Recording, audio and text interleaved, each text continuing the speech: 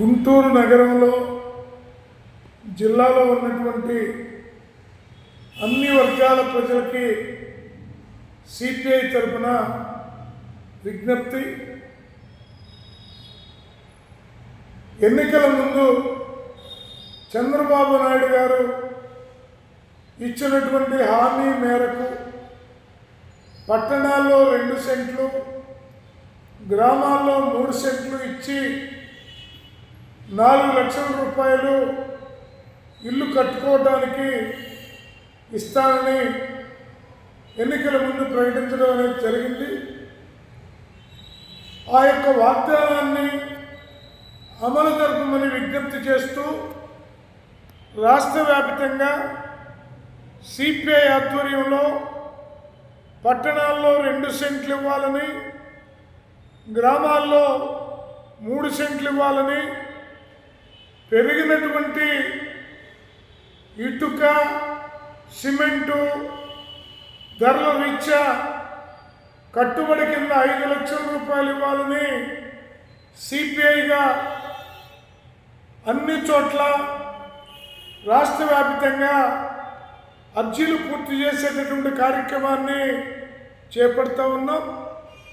గత ప్రభుత్వం, జగన్మోహన్ రెడ్డి ప్రభుత్వం పట్టాలు ఇచ్చింది, అనేక చోట్ల ఇళ్ళు కట్టలేదు. అలాగే కొన్ని చోట్ల కుంటలుగా, మురికి కూపాలుగా మారిపోయి ఉన్నాయి, కట్టుబడి కట్టలేదు. అలాంటి వాళ్ళకి, అలాగే ఇల్లు స్థలం లేనటువంటి నిరుపేదలకి, కొత్త వాళ్ళకి కూడా అప్లికేషన్లు సిపిఐ నాయకులు, కార్యకర్తలు జిల్లా వ్యాప్తంగా గుంటూరు నగరంలో అప్లికేషన్లు పూర్తి చేసి ఈ నెల 18వ తేదీ నుండి 26వ తేదీ వరకు స్థానిక సచివాలయాల్లో ఆ ప్రజలను సమీకరించి అప్లికేషన్లు స్థానిక సచివాలయాల్లో ఇవ్వబోతూ ఉన్నారు.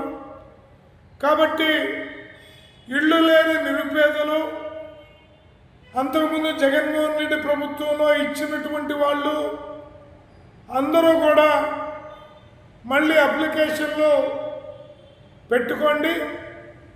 ప్రతి పేటలో సిపిఐ, అలాగే సిపిఐ కార్యాలయాల్లో అన్ని నియోజకవర్గాల్లో కూడా ఈ కార్యక్రమం 26వ తేదీ వరకు కొనసాగుతుంది.